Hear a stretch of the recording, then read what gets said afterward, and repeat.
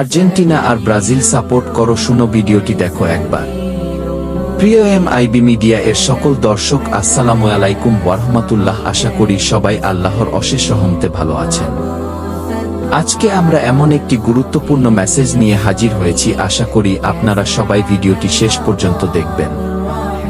একবার শুনেই দেখুন, হতে পারে এই মেসেজটি আপনার জীবন পরিবর্তন করে দিতে পারে। তাই সবার কাছে একটি অনুরোধ, ভিডিওটি সম্পূর্ণ দেখবেন। আর যারা আমার চ্যানেলে নতুন, দয়া করে দেরি না করে এখনই চ্যানেলটি সাবস্ক্রাইব করুন। চলুন ভিডিওতে যাই। এই যে ব্রাজিলের প্রথম ম্যাচ পড়ছে কিন্তু ফজরের নামাজের সময়, ব্রাজিলের প্রথম ম্যাচ ফজরের নামাজের সময়। সারা বছর ফজরের নামাজে ওঠে না, কিন্তু দেখবেন এই দিন 3:30 থেকে কিন্তু বসে থাকবে, অথবা রাতে ঘুমাবেই না। তা আমার কথা হচ্ছে যে একটা খেলা যদি তোমাকে ফজরের নামাজের আগে জাগ্রত করতে পারে, ক্যাথা কম্বল সবকিছু থেকে তোমার পিঠটাকে আলাদা করতে পারে, কিন্তু মুয়াজ্জিনের শত শত আজান যদি 364 দিন, 65 দিন, 63 দিন, 62 দিনের এই প্রতিদিনের আজান যদি তোমাকে কি বিছানা থেকে আলাদা করতে না পারে, তাহলে আল্লাহর কাছে জবাবটা কি দিবা ভাই?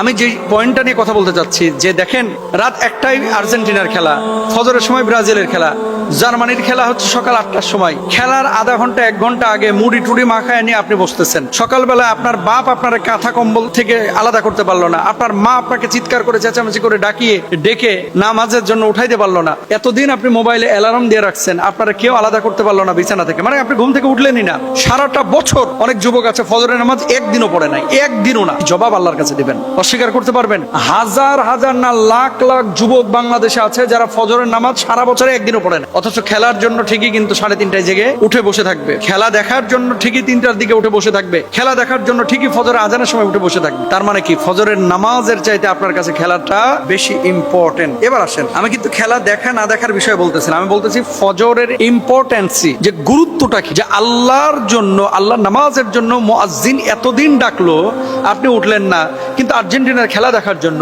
আপনি ব্রাজিলের খেলা দেখার জন্য, জার্মানির খেলা দেখার জন্য আপনি কিন্তু ফজরের সময় ঠিকই উঠে যাচ্ছেন।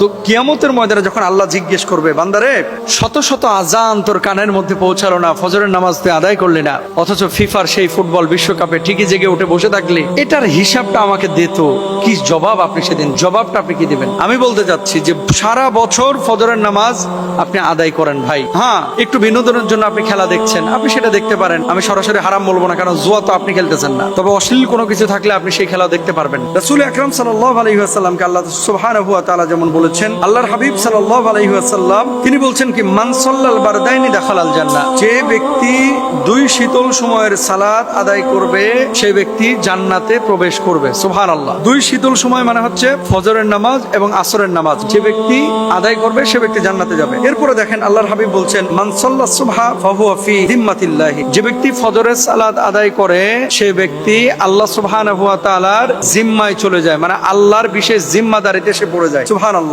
এরপরে বলছেন, রাকাতুল ফজরি খায়রুম মিনাদ দুনিয়া ওয়া মা ফিহা, ফজরের 2 রাকাত সুন্নাত, অর্থাৎ ফরজ নামাজের আগে যে 2 রাকাত সুন্নাত, এটা দুনিয়া এবং দুনিয়ার মধ্যে যা কিছু আছে তার চাইতে উত্তম। সুবহানাল্লাহ। এরপর আল্লাহর হাবিব সাল্লাল্লাহু আলাইহি ওয়াসাল্লাম আরো বলছেন, ফজরের জামাতে নামাজ পড়ার মহা পুরস্কারটা কি, যে ব্যক্তি ঈশার নামাজ জামাতে আদায় করে সে যেন অর্ধেক রাতে ইবাদত করলো, আর যে ব্যক্তি ফজরের নামাজ জামাতে আদায় করে সে যেন পুরো রাত ইবাদত করলো।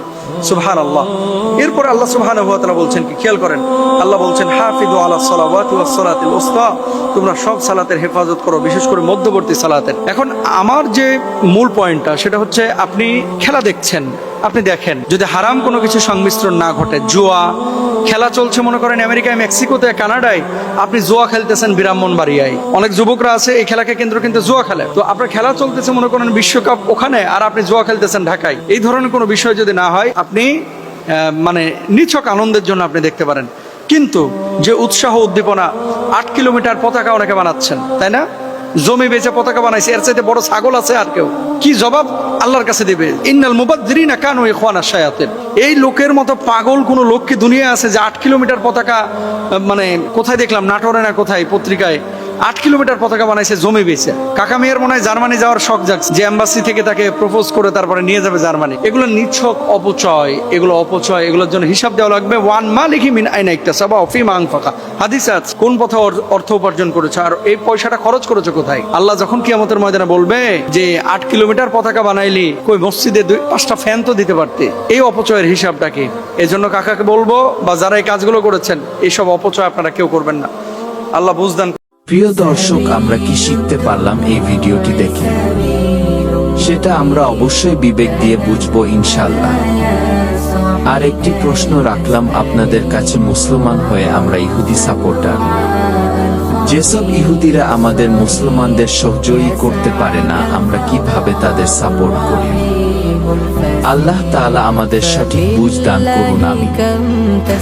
ভিডিওটি ভালো লাগলে ইসলাম প্রচারের স্বার্থে অবশ্যই আমার চ্যানেলটিতে অবশ্যই লাইক, কমেন্ট, শেয়ার, সাবস্ক্রাইব করবেন প্লিজ, যাতে করে পরবর্তী শিক্ষামূলক যে কোনো ইসলামিক ভিডিও সবার আগে আপনি দেখতে পারেন। আসসালামু আলাইকুম ওয়া রাহমাতুল্লাহ।